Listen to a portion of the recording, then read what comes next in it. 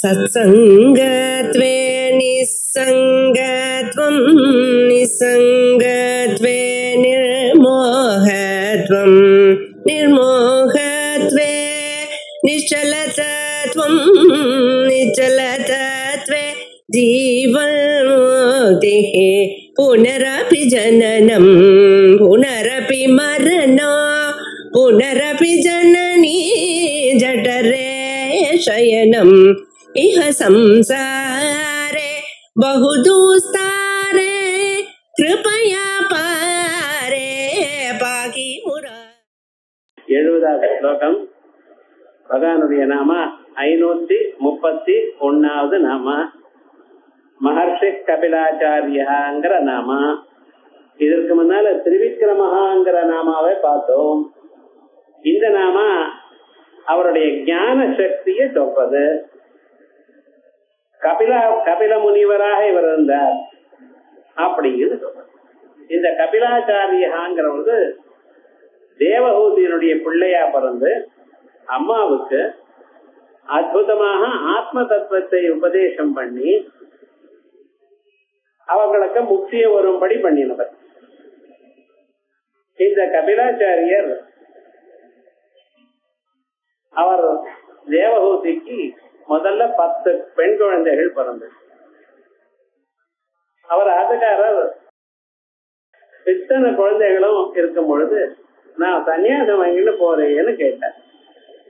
அப்பொழுது இந்த பெண் குழந்தைகள்லாம் கடத்தேது அவளுக்கெல்லாம் கல்யாணம் பண்ணி கொடுத்துட்டு தான் போகணும்.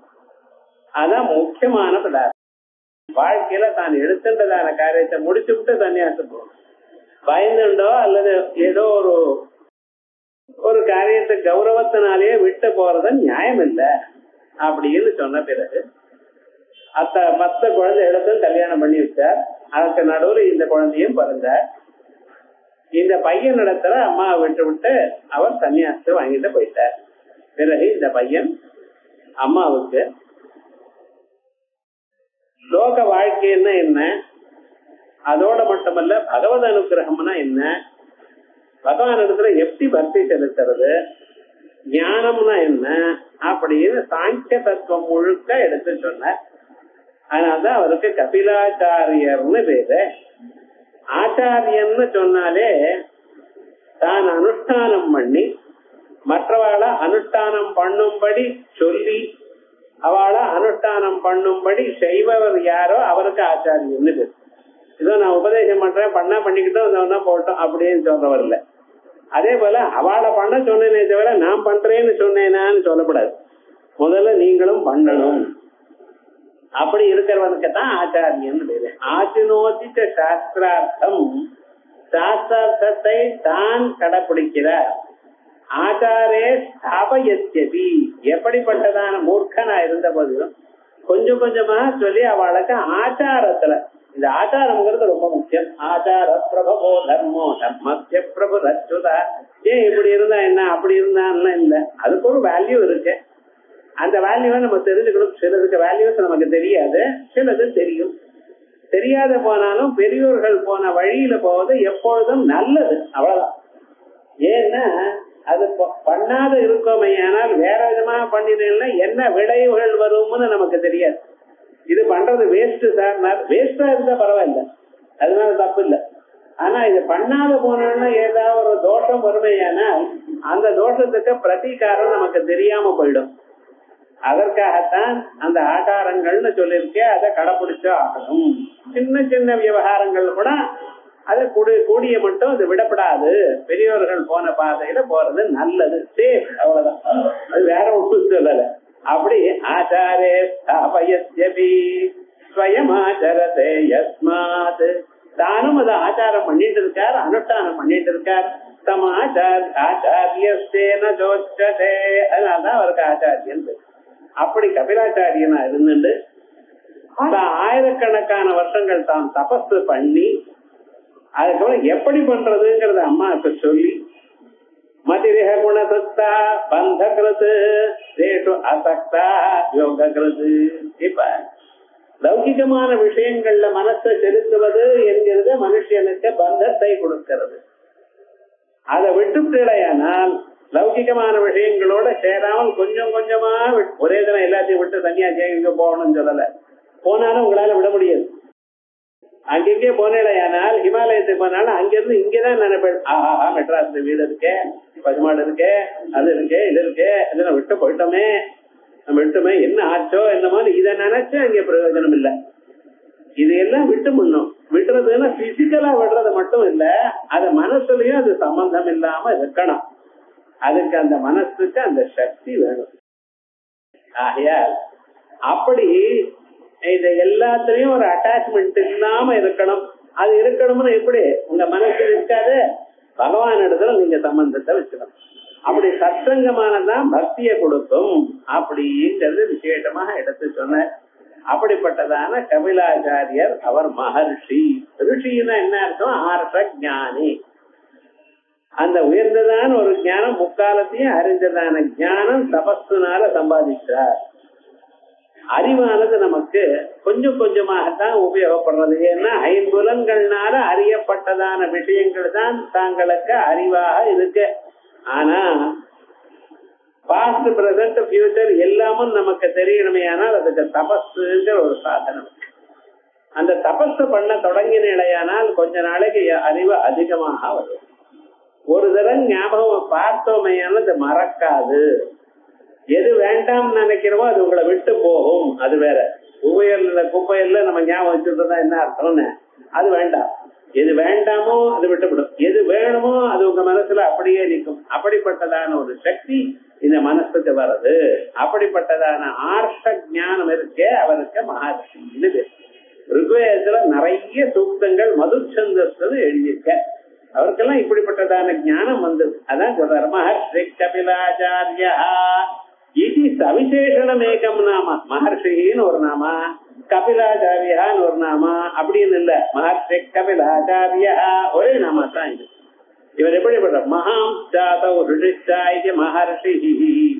மகாம் ஜாதவ் ரிஷி, மகானாகவும் இருக்கார், ரிஷியாவும் இருக்கார். ரிஷிங்கிறதுக்கு ஆர்ஷ ஞானம்னு சொன்னேன், முக்காலத்தையும் அறிந்தவர்னு சொன்னேன். மகானாவும் இருக்கார். ஆயார் கிருஷ்ணஸ்ய வேதஸ்ய தர்சனாத். இவன் மகான்னு சொல்றல, எதுல சார் மகான்? நிறைய பணம் வச்சுட்டு இருக்காரா, பெரிய உத்தியோகத்துல இருந்திருக்காரு, எப்படி மகான்னு நீங்க சொல்றீங்கள? அவர அப்படி இல்லப்பா. தர்சனாத் சமஸ்தஸ்ய வேதஸ்ய, வேதம் முழுக்க அறிந்தவர். வியாசாச்சாரியால் எப்படி வேதத்தை முழுக்க அறிந்தாரோ அப்படி இவரும் வேதம் முழுக்க கடக்கண்டவர். ஆகையால் கிருஷ்ணஸ்ய வேதஸ்ய தர்சனாத், சகல விதமான வேதத்தையும் பார்த்ததனால் அவருக்கு அந்த பேர் வந்தது. அந்நேது வேதைக தர்சனாத் ரிஷய, மற்றவர்கள் ரிஷிகள், இவர் மகர்ஷி. மகர்ஷிக்கு ரிஷிக்கு என்ன வித்தியாசம்? ரிஷின்னா வேதத்துல ஒரு பகுதியை படித்தவர், ஒரு பகுதியில ஏதோ ஒரு மந்திரத்தை தெரிஞ்சார் அப்படின்னு சொல்லக்கூடாது, நம்மளே தெரிஞ்சுட்டு இருக்கோம். மகர்ஷி ரிஷின்னு என்ன அர்த்தம்? வேதத்துல நிறைய பாகங்களை அறிந்தவர். மகர்ஷி சமஸ்த வேத பாகங்களை அறிந்தவர். தேவர்ஷி தேவதையா இருந்து மகர்ஷியானவர். இப்படி அவளுக்குள்ள கிரடேஷன். அப்படி மகர்ஷி கிருஷ்ணஸ்ய வேதஸ்ய தர்சனா அந்நேதோ வேதைக தேச தர்சனா தருஷயா. கபிலோ, இந்த கபிலர் எப்படி? சாங்கியஸ்ய சுத்த தத்துவ விஞ்ஞானஸ்ய ஆச்சாரியஸ்தா இது கபிலாச்சாரிய சுத்த தத்துவ விஞ்ஞானம். இந்த தத்துவங்கள் இருக்க அத பல பேர் பல விதமா சொல்றேன். அத்வைத சாஸ்திரத்துல தத்துவங்கள் ரெண்டு, திருஷ்யம் திருக்கு. அவ்வளவு.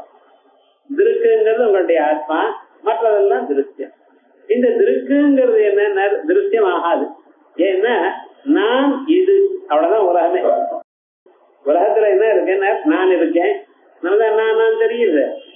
இது உங்க கண்ணுக்கு முன்னால இருக்கிற பொருளை எல்லாம் இது என்கிறோம். அந்த இதுங்கிறது சில சமயத்துல அது ஆகும். எட்டி இருந்தா அதுவும் பெண், 10 வருஷத்துக்கு முன்னால இருந்தா அதுவும் பெண். ஆனாலும் அதுன்னு சொன்னாலும் அது ஒரு நாள்ல இதுவாதான் இருந்தது. அமெரிக்கால இருக்கு சார் அந்த பொருள்னா, நீங்க அமெரிக்காவுக்கு போனீங்கன்னா அப்ப அதை இதுவும் பெண். எங்க போன பிறகு அந்த இடத்துல அது இதுவாயிடும். சோ உங்களை தவிர நீது எந்த பதார்த்தமா இருந்தாலும் அது இது, நீங்க மட்டும் நான்.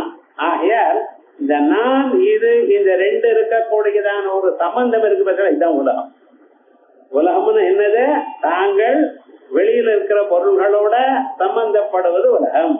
அதை சேருவதனால் அந்த சம்பந்தத்தினால் உங்களுக்கு ஏற்படக்கூடியதான விருப்பு வெறுப்புகளோ, அதனால் ஏற்படக்கூடியதான கர்மாக்களோ, அதனுடைய விளைவுகளோ, இவையிலதான் சம்சாரம். இதுதான் உலகம். இதை தாண்டி போகணுமே ஆனால் நான தனியா புரிஞ்சுக்கணும், இதமோட சேராத புரிஞ்சுக்கணும். முடிகிறதோ? நான் பிராமணன், நான் மனுஷன், நான் படித்தவன், இந்த நானோட சேர்க்காம வெறும் நான் மட்டும் சொல்லி பாருங்க. வெறும் நான் வரவே வராது. நானோட வேற ஏதாவது இருக்கணும். கடைசியில் நான் இருக்கேன்ட்டான், சேர்க்கப்படாத நான் இருக்கேன். நான் இல்லைன்னு சொல்ல முடியுமா? நான் இல்லைன்னு சொன்னா அது எப்படி இருக்கான்? எனக்கு நாக்கு இல்லை அப்படின்னு சொன்ன மாதிரி இருக்கும். நான் சொன்னா அது ஏதோட ஒண்ணு சேர்த்துட்டே போறேன். இதுதான் அத்தியாசம். ஏதோட வேற ஒண்ணு சேராதோ, இருக்கிற இரண்டு தத்துவங்கள்ல ஒரு தத்துவம் எல்லாத்தையும் ஒழித்து கொண்டிருக்கோ, அந்த தத்துவத்தை இன்னொன்னோட சேர்த்து சேர்த்து சொல்றேன். இப்படிப்பட்டதானதான் அத்தியாசம். இத அந்த கபிலாச்சாரி என்ன பண்ணினார், இந்த தத்துவங்களை விஸ்தாரப்படுத்தினார். 24 தத்துவங்களாக சொன்னார். மூல பிரகிருதி பிரகிருதி மகதாத்யா பிரகிருதி விகிருதய சப்தா. மூல பிரகிருத்தின்னு ஒண்ணு, அது மகத்தத்துவம் அகங்காரம், அதுல இருந்து பஞ்சபூத தன்மாத்திரைகள் அப்படின்னு 7. இப்படியாச்சா ஷோடச கஷ்ட விகாரா, அதுல இருந்து 16 விகாரங்கள். 16 விகாரங்கள் என்ன? 5 அறிவு புலன்கள், 5 செயல் புலன்கள், 5 பிராணங்கள், அதுக்கு பிறகு வர மனசு, அந்த கரணம். இப்ப 16 அங்கே ஒரு 7, முதல்ல 1 8, மொத்தம் என்னாச்சு 24 தத்துவங்கள். இந்த 24 தத்துவங்களும் திருக்குங்கிற ஒரு தத்துவத்துக்கு அடிமை. மொத்தம் 25. இப்படின்னு தத்துவத்தை பிரிச்சு சொன்ன. இதையே துர்வாசர் அவள் இன்னும் 36 தத்துவங்கள் தத்வாத்மிகா அப்படின்னு பிரகிருதி அகங்கார புத்தி மனஸ்கிராண பாக்பாணி பாத பயுபஸ்வ சப்தஸ்பர்ஷ ரோபரசகந்த வாயுவல்லி அப்படின்னு அவர் லிஸ்ட் எழுதினார். இன்னொரு புராணத்துல என்ன 96 தத்துவங்கள்னு சொன்னா, சார் எது சார் ரைட்டுமா, எது ரைட்டு எது தப்புன்னு இருக்கிற ஒரே தத்துவம் திருஷ்யம் எனக்கூடியதான 2 தத்துவங்களை விஸ்தாரப்படுத்தினார். இது முழுக்க மனுஷனுடைய வாழ்க்கையில என்ன நன்னா தெரியுமோ புரிஞ்சுக்கலாமோ அப்படி விஸ்தாரப்படுத்தினவர் கபிலாச்சாரியர். ஆகையால் அந்த கபிலாச்சாரியருக்கு சாங்கிய தத்துவ பிரவக்தாரு, சாங்கிய தத்துவத்தை எடுத்து சொன்னவர். அப்படிப்பட்டதான ஒரு கபிலாச்சாரியர் இருக்காரு. அவர் பகவானுடைய ஒரு ஸ்வரூபம், பகவானுடைய கபிலாவதாரம், பகவானுடைய ஒரு அவதாரமா இருக்கிறதுனால அவருக்கு கபிலாச்சாரியா. மகர்ஷி கபிலாச்சாரியா கபிலஸ்தாசோ சாங்கியஸ்ய சுத்த தத்துவ விஞ்ஞானஸ்ய ஆச்சாரியஸ்ய இது கபிலாச்சாரியா. சுத்தாத்ம தத்துவ விஞ்ஞானம் சாங்கியமஸ்ய விதீயதே அப்படின்னு வியாசாச்சாரியார் தன்னுடைய ஸ்மிருதியில் எழுதியிருக்கார். அப்படிப்பட்டதான ஸ்மிருதி பிரணீதா கபிலாச்சாரியர். ரிஷிம் பிரசூதம் கபிலம் யஸ்தமக்ரே அப்படின்னு ஸ்வேதாஸ்வதர உபநிடத்தும் சொல்றது. சித்தானாம் கபிலோ முனி. பகவான் தன்னுடைய விபூதிகளை 10வது அத்தியாயத்துல உங்களை என்னென்னமா தியானம் பண்ணணும், நான் என் மனதில் இருக்கக்கூடியதான சகல பாபங்களையும் போக்கிக் கொள்வதற்காக நான் தங்களை எப்படி தியானம் பண்ணணும் என்று பகவானை கேட்கும் பொழுது பகவான் வரிசையாக தன்னுடைய விபூதிகளை சொன்னார் 10வது அத்தியாயத்துல. அதுல சித்தானாம் கபிலோ முனி அப்படின்னு சொன்னார். ஆகையால் பகவான் கபிலாச்சாரியர் கபிலஸ்வரூபமாக கபிலாவதாரமா இந்த ஒரு திவ்யமான சரித்திரம். இந்த கபிலஸ்வரூபத்தை கேட்டாலே பாப நிவர்த்தி ஏற்படும் சொல்லிச்ச பாகவதாதி கிரந்தங்கள்ல. அதுல மகர்ஷி கபிலாச்சாரியா. அதுக்கு அடுத்தது கிருதஜ்ஞா. பகவானுக்கு என்ன பேரு? கிருதஜ்ஞா. கிருதம் ஜா, 2 சேர்ந்து கிருதஜ்ஞா. முன்னால ஒரு கிருதஜ்ஞானர். கிருதஜ்ஞானர் நீங்க செஞ்சதான ஒரு நல்லதை மறக்காதவர், அப்படி இருக்கிறவருக்கு கிருதஜ்ஞன்னு சொல்றது வழக்கம். ஆனா இங்க என்னடா கிருதா சார் இப்படி பிரிக்கிறீர்கள். ஆமா, ஒரு தரம் ஒரு நாம அதே நாம 2 தரம் சொன்ன 2வது தரம் மாற்றணும். இங்க கிருதஜ்ஞான கிருதம் காரியம் ஜெகத் ஆத்மா கிருதஞ்ச கிருதஜ்ஞா. கிருதம் செய்யப்பட்டதான பொருள். இந்த உலகத்துல இருக்க எல்லா பொருளும் செய்யப்பட்டதான். அதான் சுட்டி பண்ணினார். ஆத்மன ஆகாசம்பூத ஆகாசாத் வாயோ வாயோரக்னி அக்னேராபாத்ய பிருத்திவி பிருத்திவியா ஓடதையா ஓடதீவியோன் அன்னாத் புருஷா எல்லாம் அவர் தயார் பண்ணின. சிருஷ்டிக்கு முன்னால் இவள் ஒன்றும் கிடையாது, பகவானத்தை தான் இருந்த அத்தனையும் அவர் தயார் பண்ணின. வெறும் ஸ்கிரீன் இருந்தா தானே சார் அதுல பொம்மையை போட முடியும். முன்னாலேயே ஒரு பொம்மை இருந்தா அதை இன்னொரு டிராயிங் போட்டா என்ன ஆகும்? அதுவும் தெரியாது இதுவும் தெரியாது. அப்ப என்ன ஆகும்? முதல்ல கிளீனா தொடச்சி வச்சுட்டு சுத்தமா வச்சுட்ட பிறகு அதெல்லாம் போடணும். இந்த உலகத்தை படைக்கிறதுக்கு முன்னால பழத்தெல்லாம் நீக்கியாச்சு, வெறும் சுத்தமான அவர் மட்டும்தான் இருந்தார். அதற்கு அவர் நினைச்சார் நான் பரவாக ஆவேன், இருக்கிற ஒரே ஸ்வரூபம் பரவாக ஆவேன் அப்படின்னு நினைச்சார். சங்கல்பம் சத்திய சங்கல்பர் அவர் ஆகையால் சத்திய சங்கல்பம் உலகத்தை படைத்தார்.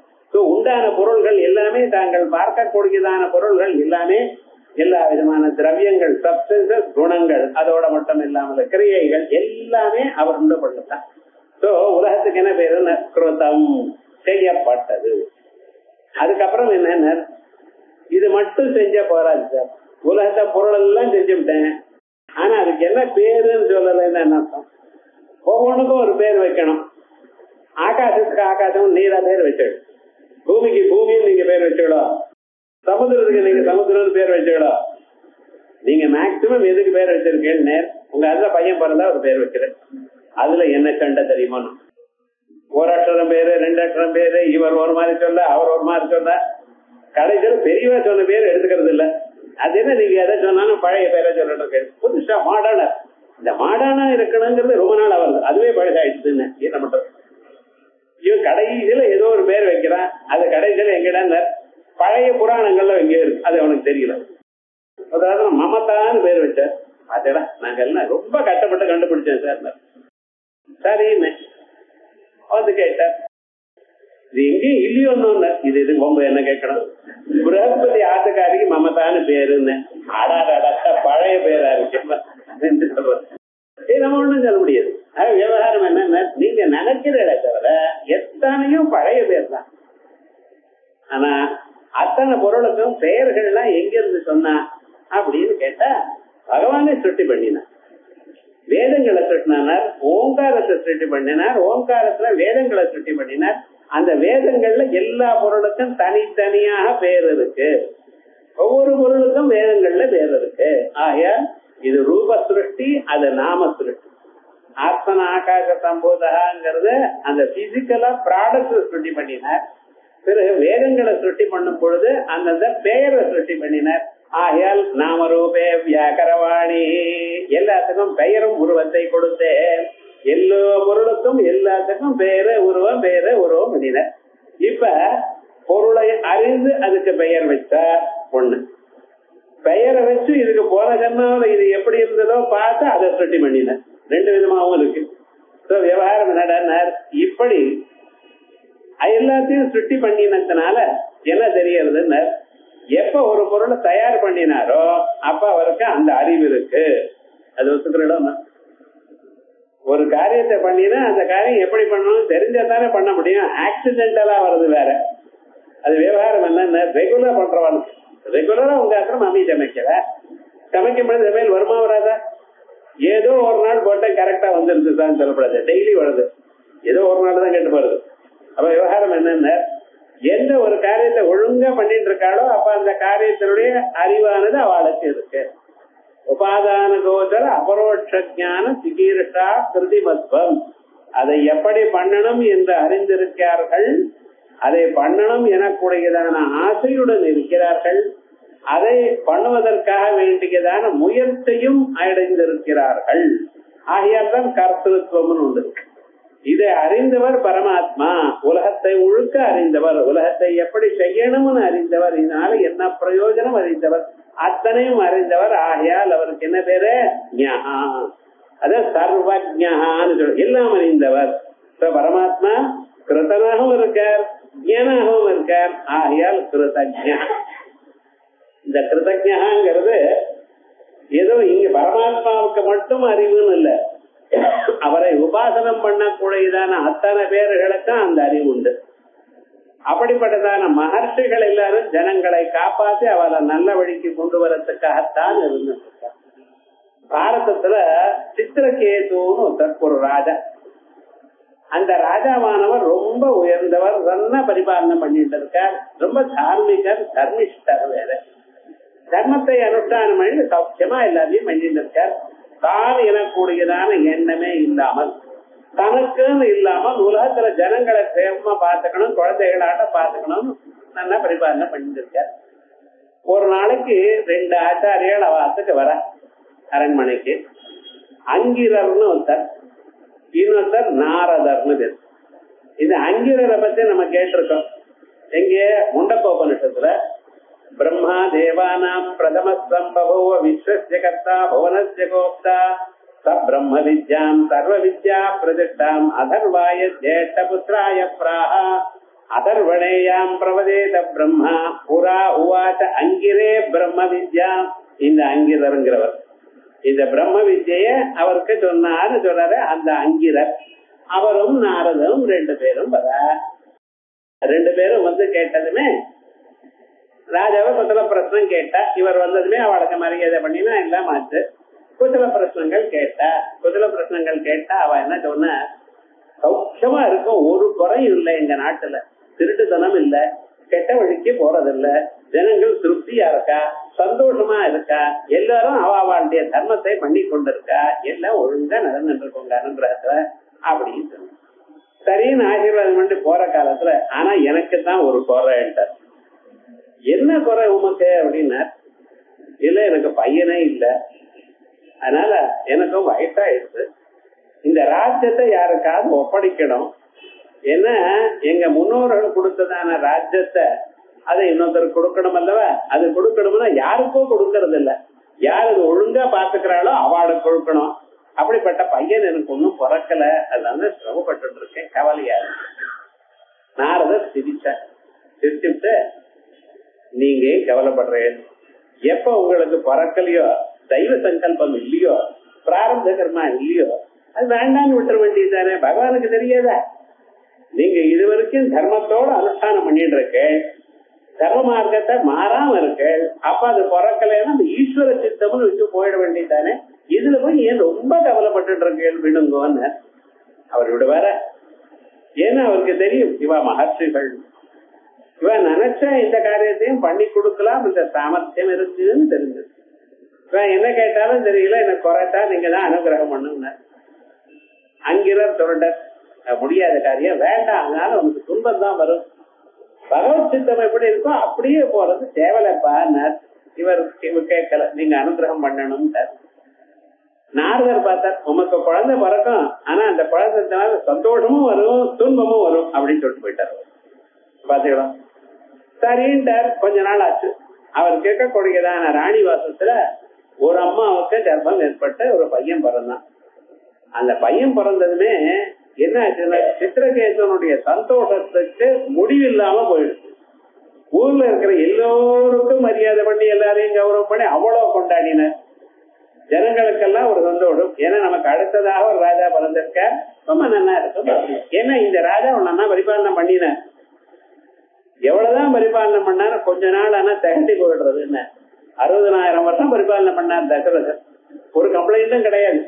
ஆனாலும் ராமன் பிறந்த பிறகு ஜனங்களுக்கெல்லாம் ராமோ ராமோ ராம இது பிரஜா நாம பவன் கதா ராமபூதம் ஜெகதபூத், எங்க பார்த்தாலும் ராமன் ராமன் பேச ஆரம்பிச்சாலும் பார்த்தா இனிமேல் நம்ம பெட்டர் இறங்கிறது தான் பெட்டர், போர்த்துக்குள்ள இறக்கிறத விட நான் பெட்டர் தான் பெட்டர் அப்படின்னு நினைச்சிட்டு ராமனுக்கு பட்டாபிஷேகம் ஆரம்பிச்சேன். அதுக்கப்புறம் தான் நடந்தது உங்களுக்கு கதை தெரியுமே, நான் ஏன் சொல்லணும்.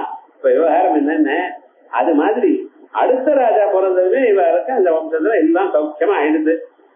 இன்னைக்கு சௌக்கியம் ஒரு 10 வருஷம் ஆச்சு.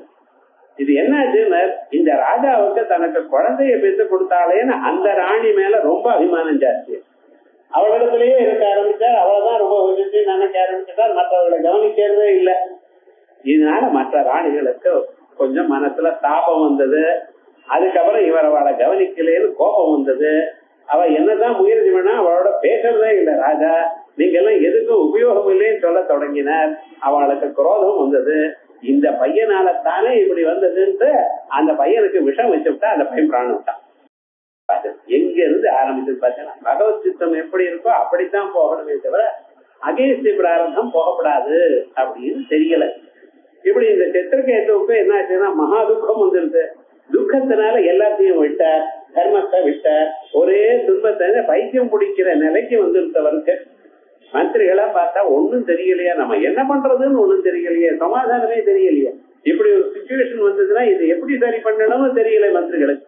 ஏன்னா வெகு நாட்களாக பல ஆயிரம் வருஷங்களாக இந்த ராஜாவானவர் இவ்வளவு நன்றாக பரிபாலனை பண்ணி எல்லோருக்கும் நன்மையும் இன்மையும் நல்லதான் இனிமையும் தான் பார்த்திருக்காளே, அவ ஒரு நாளும் துன்பத்தை பார்த்தது. இப்படி இருந்தா போல இருந்து இப்படி வந்துருக்கு, என்ன பண்றதுன்னு தெரியல. அப்ப எப்பவுமே நல்ல வழியில இருக்கிறவாளுக்கு அந்த ஆச்சாரியன் விட மாட்டார். மறுபடியும் நாரதரும் அங்கிருந்தும் இவரை பார்க்க வந்திருக்கார். பார்க்க வரும் பொழுது இந்த ராஜாவுக்கு இவதான் நாரதர் அங்கிதருங்கிற ஞாபகமே இல்லை. இதனால எப்படி இருந்தவர், யார் நீங்க அப்படின்னு. அப்புறம் அங்கிதர் சொல்ற, நான் தான்ப்பா அங்கிதம். வந்த பிறகு நான் உங்களுக்கு ஒரு தரம் வந்தோம், இவ்வளவு தூரம் மரியாதை பண்ணினேன். அன்னைக்கு வேண்டான்னு சொன்னா எனக்கு பையன் வேணும்னு கேட்டியே, நான் வேண்டான்னு சொன்னா என்ன கேட்டுதான் கேட்டிருந்தாலும் கேட்கல, நீ அனுகிரகம் பண்ணினேன். அப்பவே நாரதர் உங்களுக்கு வார்னிங் கொடுத்தார், இந்த பையனால உங்களுக்கு நல்லதும் வரும் தீமையும் வரும்னு சொன்னாரே, கவனிக்கலையேன்னு. ஆமா கவனிக்கிற இப்படி போயிடுது. இனிமேல என்ன பண்ணணும்னா தப்பிச்சுக்கிறதுக்கு வழி என்னன்னு, இனிமேல எல்லாத்தையும் பகவானுக்கு விட்டுவிடும். நல்ல கர்மாவை பண்ணிட்டு வைராக்கியத்தோட இருக்கணும். நீ பண்ணக்கூடிய தர்மத்தை பண்ணிட்டு ஈஸ்வரார்ப்பணமாக பண்ணி கொண்டிருக்கணும். பிராரத்தத்துக்கு அகேன்ஸ்டா ட்ரை பண்ணக்கூடாது. எது எப்படி நடக்கிறதோ பகவத் சித்தம் எப்படி இருக்கோ அப்படி இருக்கிறத வச்சுண்டு நம்ம நல்ல வழியில போகணும் அப்படின்னு உபதேசம் பண்ண, அதற்கு பிறகு அப்படியே இருந்து பரம வைராக்கியத்தை அடைஞ்சு மோட்சத்தை அடைஞ்சாம சரித்திரம் வரும். ஏன் சொல்ல வந்தேன்னா, அப்படி அவருடைய ஒரு ஸ்வரூபம் உலகம் முழுக்க அவரது. அதை அறிந்தவரும் அவர், அவர் மட்டும் அறிந்தாரும் சொல்லாதீங்க, அவருடைய பக்தாளு கூட இந்த அறிவு. ஆக என்ன அறிவு, சர்வ தர்மான் பரித்யஜ்ய மாமேகம் சரணம் பிரஜா. நம்ம பண்ண வேண்டியதான கர்மாவை பண்ணிக்கொண்டே இருப்போம், பகவானுக்கு சரணாகதி பண்ணி விடுவோம். இப்படி வேணும் அப்படி வேணும்னு எதிர்பார்க்க வேண்டாம், பகவான கேட்க வேண்டாம்.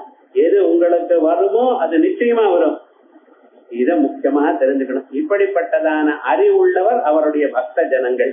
இப்ப அவருக்கு எப்படி இருக்கணும் பாருங்க. அதனாலதான் அவருக்கு என்ன பேரு, கிருதஜ்ஞா.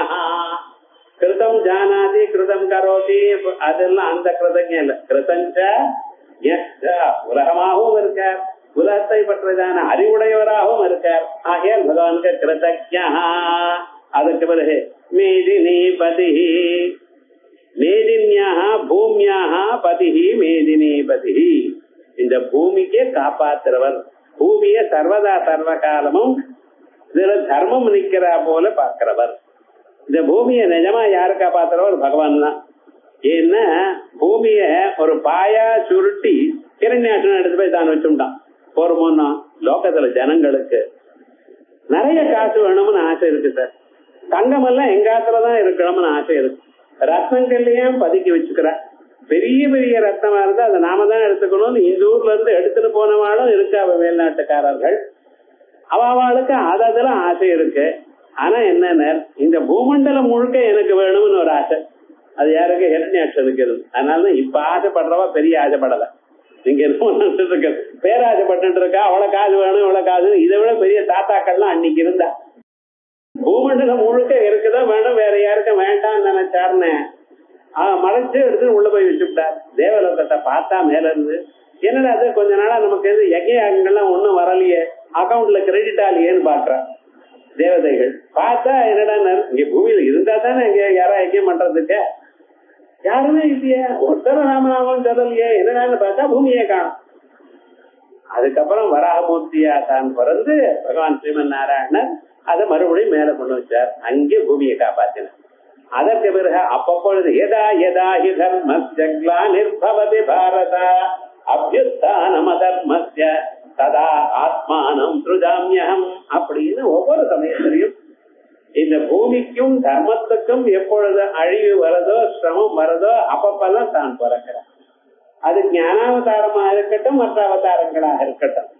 ராமன அவதாரம் பண்ணி பண்ணினார், கிருஷ்ணனா அவதாரம் பண்ணினார். கிருஷ்ணனுடைய அவதாரத்தை அர்ஜுனன் கேட்கிறார், நீ வேறு பிறந்தேன்னு.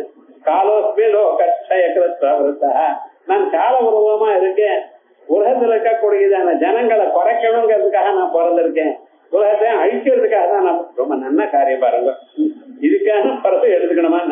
ஆமா சுவாமி, லோகத்துல மனுஷியாளுடைய மனசுல கெட்ட எண்ணங்கள், ஆசைகள் இவைகள் வந்துருந்தேன்னா அதை போக்குறது ரொம்ப கஷ்டம். சில நாட்கள் ஆகும்.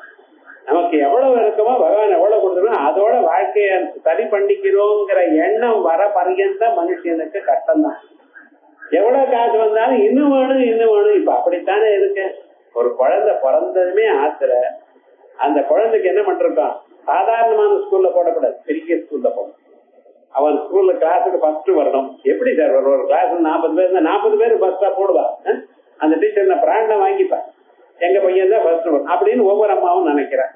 சரி வரட்டும், நல்லா படிக்கணும்னு ஆசை இருக்க வேண்டியதுதான், அதை பத்தி இல்ல. கிளாஸுக்கு ஃபர்ஸ்ட் வரணும். வந்ததுமே என்ன சொன்ன, இன்ஜினியரிங்ல சேரணும். அதுக்கப்புறம் இங்க என்ன, நேரா அமெரிக்காவுக்கு போகணும். அங்க என்ன பண்ணணும், நிறைய காசு சம்பாதி. இப்படி அந்த குழந்தைகளுடைய மனசுல இந்த எண்ணத்தையே வளர்த்தி கொண்டிருக்காளே தவிர உண்மையை பேசணும், குழந்தையாருக்கு துன்பத்தை கொடுக்கப்படாது, எப்பொழுதும் நன்றாக பழகணும், வினயத்தோட இருக்கணும், இப்படி எல்லாம் சொல்லி தராமா? யாரு தப்பு? நம்ம குழந்தைகள் நம்ம சொல்லிக் கொடுக்க வேண்டாமா? இதை சொல்லிக் கொடுக்கறது இல்ல. அதனால என்ன ஆயிடுது, அவளுக்கு ஒரே குறிக்கோள் பணம் தவிர வேற ஒண்ணும் கிடையாது. கர்மம்னா என்னதுன்னு தெரியாது, சம்ஸ்காரங்கள்னா என்னதுன்னு தெரியாது, வாழ்க்கையில எப்படி நடத்துக்கணும், ஆத்துல என்னென்ன பண்ணணுங்கிற வழக்கமே தெரியாது. ஏன்னா கொஞ்ச நாள் 10-15 வயசு இந்த படிப்புலயே போயிடுறது. படிப்பு ஆனவரை அவ வெளியூருக்கு போயிட்டா நம்ம சம்ஸ்காரங்கள்ல தெரியாது, அப்படி போயிடுது. அவ்வளவுதான். இதை யாரு சொல்லி தருவா? இவ பண்ணலே இவளுக்கு மறந்து போச்சு, அவ புரிஞ்சுக்கல, அவளுக்கு தெரியாது. கடைசியில சொல்றதுக்கு ஆள் யாரும் இல்லை, சொன்னா புரியாது. இப்படி ஒரு சம்ஸ்காரத்தினால மனசுல ஆசைகள் வளர்ந்து போச்சு. இந்த ஆசைகள் வளர்ந்து போனதுனால என்ன ஆயிடுச்சுன்னு, காமா விபவாத் ஆதாரஸ்ய லோபா. இமம் விபஸ்வதே யோகம் ப்ரோக்தவானஹம் அவ்யயம். இந்த யோகம் இருக்கு, இந்த ஆச்சாரம் இருக்கு, இந்த வைதிக தர்மம் இருக்கு, இதை நான் முதல்ல விவஸ்வான் சூரியனுக்கு சொன்னேன். விவஸ்வான் மனவே பிராஹ மனுரிஷ்வாகவே பிரவீத். விவஸ்வான் தன்னுடைய பிள்ளையான மனுவுக்கு சொன்னார், மனு விஸ்வாவுக்கு சொன்னார். ஏவம் பரம்பரா பிராப்தம் யோகோ நஷ்ட பரந்தபா. இப்படி பரம்பரையாக வந்ததான இந்த யோகமானது ஜனங்களுடைய ஆசையினாலையும் அவளுடைய வெளி உலகத்துல இருக்கக்கூடியதான பொருளோட ஒரு சம்பந்தத்தினாலையும் மறந்து போயிட்டாங்க. அதனால நான் மறுபடியும் பறந்து திரும்பியும் உனக்கு உபதேசம் பண்றேங்கிற பகவத்கீதையில 4ஆம் அத்தியாயத்துல அர்ஜுனனுக்கு. இது என்ன நான் புதுசா உனக்கு சொல்றேன்னு நினைக்காதையும், முதல்லயே வேதத்திலேயே நான் சொல்லியிருக்கேன். அந்த சொன்னதையே திருப்பியும் நான் உனக்கு சொல்றேன்னு சொல்லி ஆனவரே சொல்ற. 2ஆம் அத்தியாயம் 3ஆம் அத்தியாயம் சொல்ற முன்னாலேயே இதை பாரு, கவனி, கேரப்பலா கவனி. நான் புதுசா சொன்னதை நான் சொல்லிட்டு இருக்கேன் உனக்கு, அப்படின்னு சொல்ல வேண்டாமோ? 2-3 அத்தியாயங்கள்ல முடிச்ச பிறகு நான் இப்பவும் சொன்னதெல்லாம் அவ்வளவு முக்கியமான சப்ஜெக்ட் இல்லை. இவ்வளவு முக்கியம் தெரிஞ்சா நான் ஞாபகம் சொல்றேன், மறுபடியும் சொல்ல மாட்டோம்.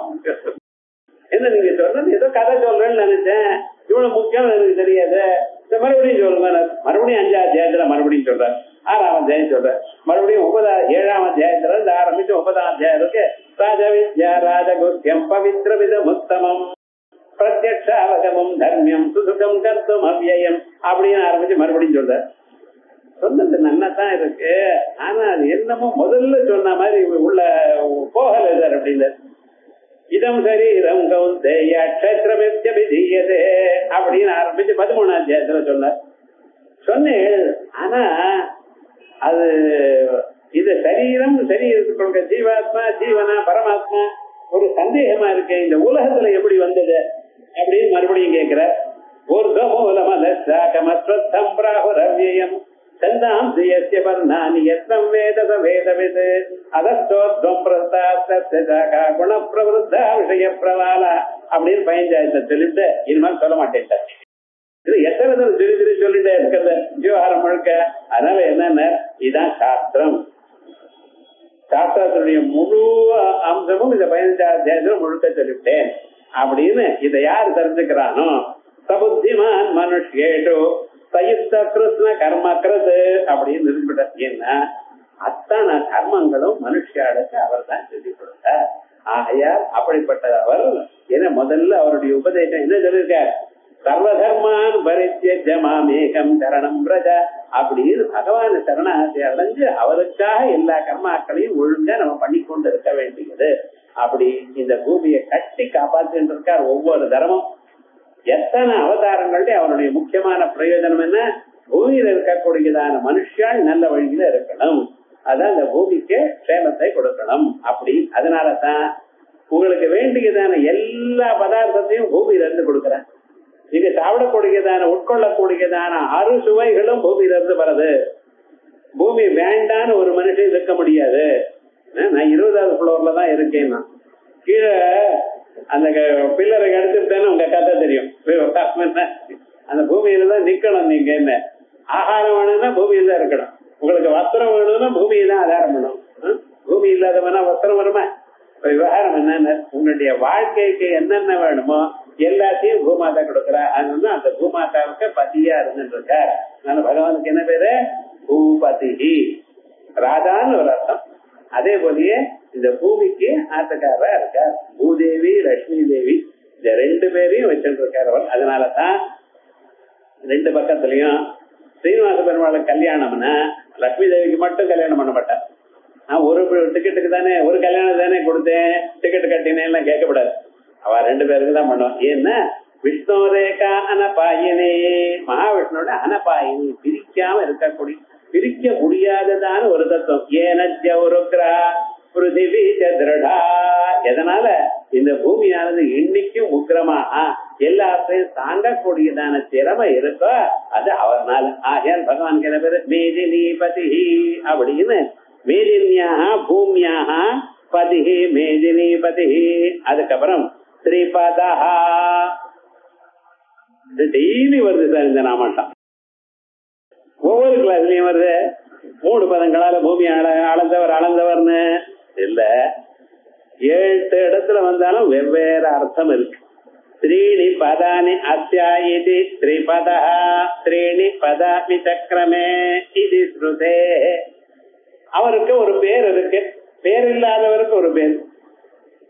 பகவானுக்கு என்ன பேரு, என்ன பேரு நான் சொல்வேன் தெரியலேன்ட்டார் கர்காச்சாரியர். அதுக்கப்புறம் ஆயிரக்கணக்கான பேர் இருக்கு, எந்த பேரு நான் எப்படி சொல்லுவேன் இவருக்குன்னு.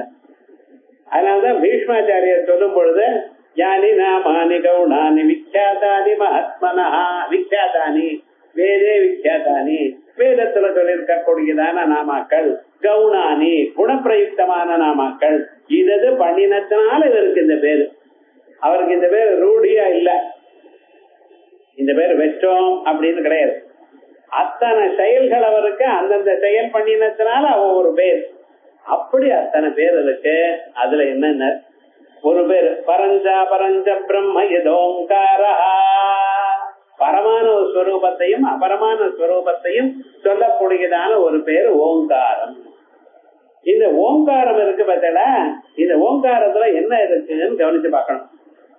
அதுல ஓங்காரத்தை உடச்சொல்லாம் 3 பகுதி இருக்கு. அகாரம்னு ஒண்ணு, உகாரம்னு ஒண்ணு, மகாரம்னு. அதாவது ஓம் ஆ ஊ சேர்ந்த ஓ நச்சு, இந்த ஓட மூ சேர்த்தா ஓங்காரம். இந்த ஓங்காரம் தான் அவருடைய பேர். அதனால அவருடைய பேர்ல எத்தனை பதங்கள் இருக்கு, 3 பதங்கள் இருக்கு. தேர்ஃபோர் அவருக்கு திரிபதகான்னு. திரிபதகாங்க எப்படி வேறு வச்சிருக்க, ஓங்காரம் அகார ஓகார மகார வடிவமா இருக்க. அது என்ன சார் அவர் துரியம் அல்லவா, அகார உகாரம் மகாரம்னு சொல்றேன். துரியம்னு என்னன்னு இந்த 3ஐயும் தாண்டி 4வது சொல்லப்படாது. இந்த 3க்கு அப்பாற்பட்டது 4வது இல்ல, 3லயும் ஊடுருவி இருக்கிறது 4வது.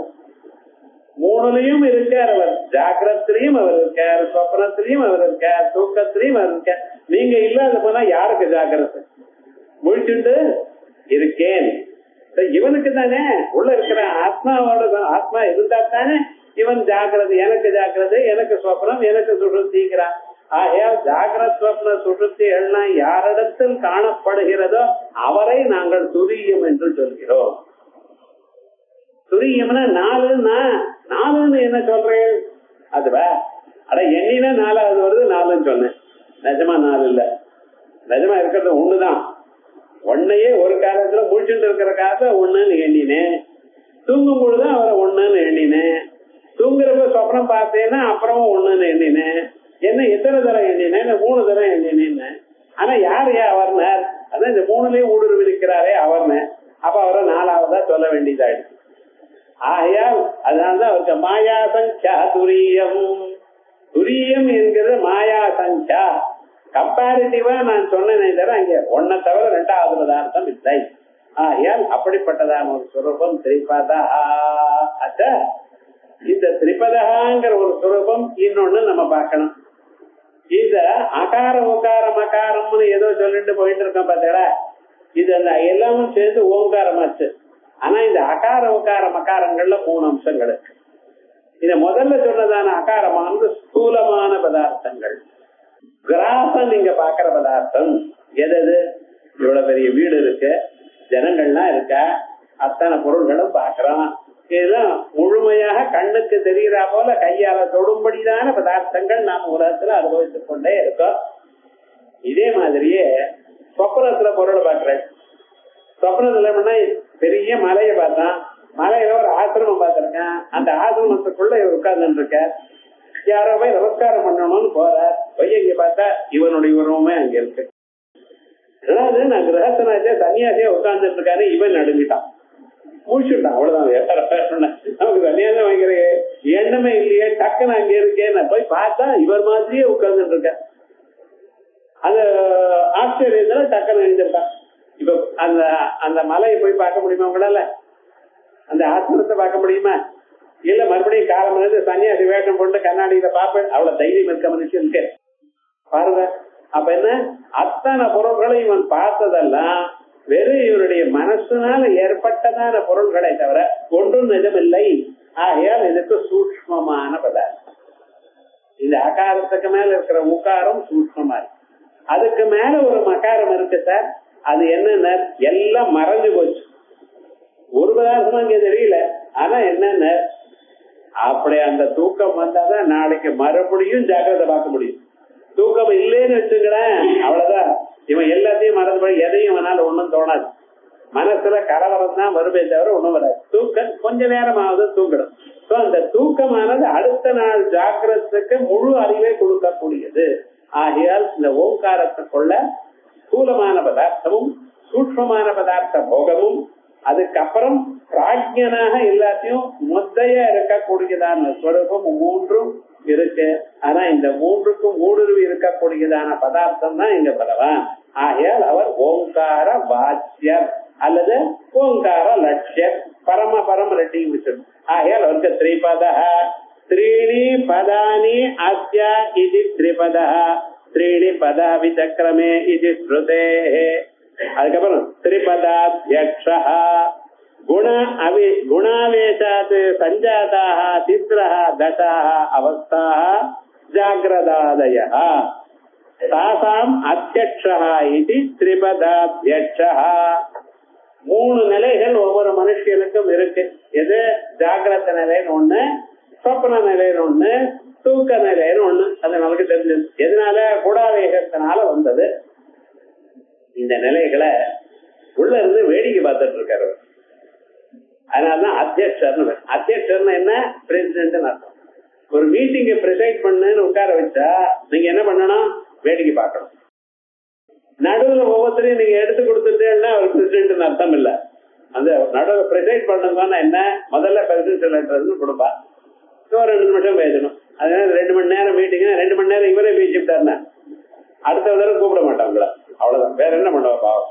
அதே போல நெக்ஸ்ட் என்ன, கடைசியில என்ன இதை பேசிடா அப்படின்னு சொல்றது. இது ரைட்டு அது தப்பு சொல்லக்கூடியதான கெப்பாசிட்டியோ யோக்கியதையோ அவருக்கு இல்ல, இருக்கப்படாது, பேசப்படாது. இப்படி தீர்மானமாச்சு, இவ அபிப்பிராயப்பட்டா அவ்வளவுதான் சொல்லணும்.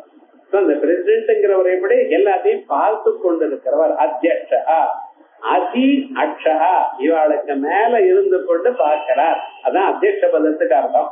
இப்ப நம்ம அத்தியட்சம்னு வேற என்னமோ பண்ணிட்டு எல்லாருக்கும் மேல தான் இருக்குன்னு கர்வத்தோட இருக்கும். அப்படி இல்லை. அதே போல நீங்க ஜாகிரத்துல நல்லது பண்ணினாலும் கெட்டது பண்ணினாலும் வேடிக்கை பார்த்துட்டு இருக்கார். சொப்னத்துல இனிமையான சொப்னத்தை பார்த்தாலோ இல்ல கொடூரமான சொப்னத்தை அப்படிதான் வருமா சார்? நிறைய தான் வருதுன்னு. இனிமையான சொப்னம் வந்தா போல வந்து ரிப்போர்ட் பண்றவாள்லாம் அப்படி வந்துருது, புலி வரட்டு இது வரட்டு அப்படின்னு சொல்றாளே தவிர சாதாரணமா சொல்றா போல ஒன்னும் தெரியல. ஏதோ ஒரு கவலை வந்தா போலதான் வருது. கேட்டா ஜாக்கிரதை முழுக்க இவன் கவலையில இருந்துட்டு இருக்கான். பகவானுக்கு பூஜை பண்ணி ஜபம் பண்ணிட்டே இருந்தா நல்ல சொப்னம் வரும். என்ன பண்றது? அவளை சொல்லி இது மேல பிரயோஜனம் இல்லை. சொப்னம் வந்துருந்தேன் அதுக்கு முன்னால என்ன பண்ணி இருக்கணும். விவகாரம் என்னன்னா இப்படி ஒரு சொப்னம். அதுக்கு மேல என்னன்னா இந்த தூக்கம். இந்த 3 நிலைகள்லயும் வேடிக்கை பார்த்து எல்லாத்தையும் கவனித்துக் கொண்டிருக்கார். பார்த்தீங்களா? சாட்சி ஸ்வரூபமாக. ஆகையால் அவரைத்தான் அத்தியட்சா திரிபதாத்தியட்சா குண ஆவேசாத் சஞ்சாதாக திஸ்ரஹ தசாஹ அவஸ்தா ஜாகிரதாதயः தாசாம் அத்தியட்சா இது திரிபதாத்தியட்சா. அதற்கு பிறகு 3 பதங்கள். இது பதம்னா ஸ்டேட்னு அர்த்தம். திரிதசாள் நமக்கு ஜாயதே பிறந்திருக்கார், அஸ்தி இருக்கார், வர்த்ததே வளருகிறான், பரிணமதே மாறுகிறான், அபட்சியதே கொஞ்சம் கொஞ்சமா குன்னி போறார். அதுக்கப்புறம் ஒரு நாளைக்கு ஒன்றும் இல்லை சார் லேட். இப்படி 6 நிலைகள் மனுஷன் அடைச்சிருக்கு. ஆனா தேவலோகத்துல போறீங்கன்னா 3 நிலை தான்.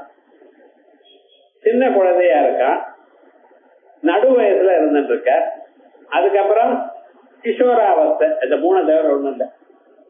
எப்பொழுதுமே அவ எப்படின்னா சின்ன குழந்தையா இருக்கிற நிலை ஒண்ணு, கொஞ்சம் வளர்ந்ததான நிலை ஒண்ணு. யாருக்கும் 30 வயசுக்கு மேல எங்குமே கிடையாது. இந்த 30 வயசுல மனுஷனுக்கு நல்ல சக்தி இருக்கும், எல்லா காரியமும் பண்றா போல இருக்கும். அதுக்கு மேல கொஞ்சம் கொஞ்சமா என்ன டே பை டே அது வரைக்கும் தான் உங்களுக்கு தேகம்னு சொல்லணும். திக உபச்சயங்கிற சாது growth, the body that grows, அதுக்கு தேகம்னு சொல்லணும். 30 வயசு ரொம்ப போயிடுச்சுன்னு வச்சுங்களேன், அது வந்து சரீரம்னு சொல்லணும். ஏண்டா நர்சி வியதை சரீரம் டே பை டே நமக்கு தெரியவே இல்லை சார். பொம்பாயில இருந்து வந்த என்ன பார்த்து இப்படி அழைச்சு போயிட்டாரு இல்லை. நான் சொன்னேன் சொல்லாதையும் நீங்க சொன்னதுனால்தான் இழைச்சு போயிடுவேன்.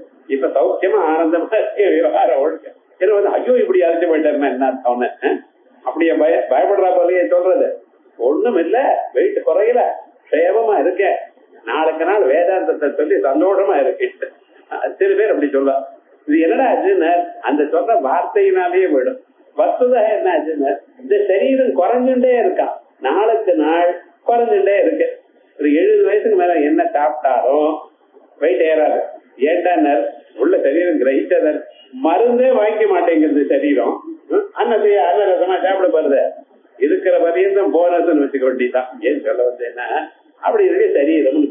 இது மனுஷனுடைய சுரூபம். ஆனா தேவலோகத்துல எப்படின்னா 3 நிலை தான். அவளுக்கு என்ன பால்யம், கௌமாரம், மத்தியம நிலை. அப்படிப்பட்டதான 3 பதங்கள். அவருக்கு அத்தியக்ஷன். ஆகையால் அவருக்கு என்ன தேவ தேவா. இந்த தேவ தேவங்கிற அர்த்தத்துல திரிபதாத்யக்ஷா. அதற்கு பிறகு மகாசுருங்க பிரதகிருதபவா. மகாசுருங்கா மத்திய அவதாரமா இருந்தது, ஒரு பெரிய கொம்போட உணர்ந்தவர். அதனால மத்திய ரூபி மகதி சுருங்கே பிரளயாம்புதௌ நாவம் பத்வா. பிரளய காலத்துல ஒரு நாவம், ஒரு போட்டை தயார் பண்ணிட்டு சிக்ரீட இதி விளையாடினார். சப்தர்களையும் வேதங்களையும் அதை எடுத்துன்னு போய் ஒரு இடத்துல சேர்த்து வச்சார் அப்படின்னு கதை வருது. ஆகையால் அவருக்கு மகா சுருங்கா. அந்த குருவாயூரப்பன் சரித்திர ஸ்தல புராணம் இருக்கு பத்தியில அதை சொன்னேன், அதுதான் மகா சுருங்கா. அதற்கு பிறகு கிருதம் தக்ரது. கிருதம் அவரால் செய்யப்பட்டது. அவரால் என்ன செய்யப்பட்டது சார்? உலகம். கிருதத்திய உலகத்துக்கு அந்த முடிவு கட்டுறவரும் அவர் தான், பண்ணினவரும் அவர் தான், முடிவு கட்டுறதும் அவர் தான். கிருதத்திய ஜெகதா அந்த கிருதமான ஜெகத்தை முடித்தவர். குழந்தைன்னா ரொம்ப நேரம் விளையாடும் சார். இந்த சொப்பு வச்சு விளையாடுறது பழைய நாள்ல திருப்பதியில போய் அந்த சொப்பெல்லாம் வாங்கி கொடுப்பா. அது வாங்கி அதை வச்சுன்னு நானே தோசை போடுறேன், நான் அதை பண்றேன் விளையாடும் பெண் குழந்தைகள்லாம். கடைசியில பாப்பா வந்து எழுது நின்று ஒரு எட்டி வதைக்கும். எல்லா கிறிஸ்தவெல்லாம் போயிட்டு அப்படி காலமே உங்களால பண்ண முடியுமா? கிச்சன்ல பூந்து பாருங்க, அதுக்கு வீட்டுக்குள்ளே சேர்க்க மாட்டான். அந்த குழந்தைக்கு மட்டும் அந்த லைசன்ஸ் உண்டு. விவகாரம் என்னென்ன எட்டி வச்சு இல்ல கலைச்சு விட்டு ஓடி போயிடும். தான் எதை இவ்வளவு நீட்டா அரேஞ்ச் பண்ணாடோ அது கோபம் வந்ததுன்னா கலைச்சிடுறதோ இல்லையா? அதே போலதான் எங்க பகவானும் உலகத்தை இவ்வளவு நீட்டா அரேஞ்ச் பண்ணி பிரளய காலத்துல அதை முடிச்சு விடுறார். கிருதஸ்ய ஜெகதா அந்த கிருது கிருதாந்த கிருத். என்னத்த சொன்னார்? இப்படி கிருதா பிளஸ் அந்த கிருத்துன்னு பிரிக்காதீங்க சார். கிருதாந்தா பிளஸ் கிருத்துன்னு பிடிங்க போறது. கிருதாந்தம்னா யமதர்மராஜா, அவரையும் கிருந்ததி அவரையே சொல்றவர். யமதர்மராஜாவை தன்னிடத்துல சேர்த்துக்கிறதாக கிருதாந்தம் கிருந்ததீதி கிருதாந்த கிருத். யஸ்ய பிரம்ம சட்சத்ரஞ்ச உபே பவத போதன மிருத்யுர் யஸ்யோபசேதனம் கைத்தா வேத யத்ரசா. இந்த எல்லா மனுஷியாலையும் எல்லா பிராணிகளையும் கொன்ன பிறகு இனிமேல யமதர்மராஜாக்கு என்ன வேலை இருக்கு? ஆயல் என்ன நீரும் போயிட்டு வாங்கோ அப்படின்னு அவரையும் சாப்பிட்டார். விவகாரம் அப்பதானே அத்விதீயமான நிலை வரும். ஆயால் யமனையும் தான் தன்னிடத்துல சேர்த்துக் கொண்டவர். ஆயால் கிருதாந்தம் கிருத்ததீதி கிருதாந்த கிருத்து கிருதஸ்ய அந்த கிருத்து கிருதாந்த கிருத்து இப்படி பிரிக்கிறது நியாயம். சதாசிவ பதிவிரதான்னு சதாசிவசிய பதிவிரதா ஒரு அர்த்தம் சொன்னேன். சதா சிவ பதிவிரதா என்ன ஒரு நாம பவதா வசுதா விருட்டி. பவதா சம்சாரத்தை அறுக்கிறவள், வசுதா தங்கத்தை கொடுக்கிறவள், விருஷ்டி மழையா கொட்டுறவள். 3 நாம பவதா வசுதா விருஷ்டி. இப்படி இல்ல பவதாவ சம்சாரம் எனக்கூடியதான காட்டு தீ அணைப்பதற்காக சுதா விருஷ்டி அமிர்த மழை பெய்கிறவள். எப்படி சார் பிரிக்கிறதுன்னா உங்க இஷ்டம் தரவர். பவதாவ சுதா விருஷ்டியா இல்ல பவதா வசுதா விருஷ்டியா எப்படியாவது பிரிஞ்சுக்கோ. விவகாரம் என்ன ரெண்டுக்கும் அர்த்தம் உண்டு சாஸ்திரநாமத்துல. ஆனா இப்படித்தான் பிரிக்கணும்னு கராட்ச சூத்திரங்கள்லாம் உண்டு. அந்த சூத்திரத்தை வச்சுதான் பிரிக்கணும். ஆனா அர்த்தம் சொல்லும் பொழுது இப்படி ஒரு அர்த்தமும் தோன்றது. மகான்களுடைய ஒரு வாக்குல பல அர்த்தங்கள் வரும். வாசம் அர்த்தம் அவசியம். அவ வாக்குல சொல்றது முன்னாலே அர்த்தம் நானா இந்த அர்த்தம் நான் வரேனே அப்படின்னு தானா சேரும். அப்படி பீஷ்மாச்சாரிய வாக்குல இப்படி அர்த்தங்கள் வந்திருக்கு. 2 அர்த்தம் பண்ணியிருக்க. கிருதஸ்ய அந்தம் சம்ஹாரம் கரோதீதி அதான் கிருதா பிளஸ் அந்த கிருத்.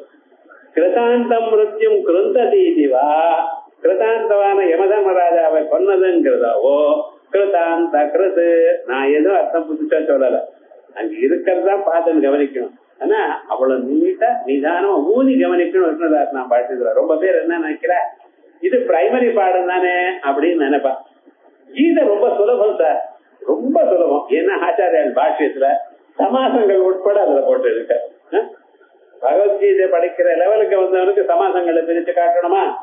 இருந்தாலும் காட்டுற என்ன அந்த சமாசம் இல்லாம இன்னொரு சமாசம் போட்டு பாருங்க, அர்த்தம் மாறி விடுறதுன்னு. அதான் ரொம்ப கேர்ஃபுல்லா இருக்கு. அப்படி அழகான பகவானுடைய நாமாக்கள் பார்த்தோம். 70 ஸ்லோகமா இருக்கு. அடுத்தது மகாவராஹோ கோவிந்த சுஷேண கனகங்கதி குப்யோக வீரோகனோ குப்தச்சக்ர கதாதர அப்படிங்கிற நாமாக்கள். இத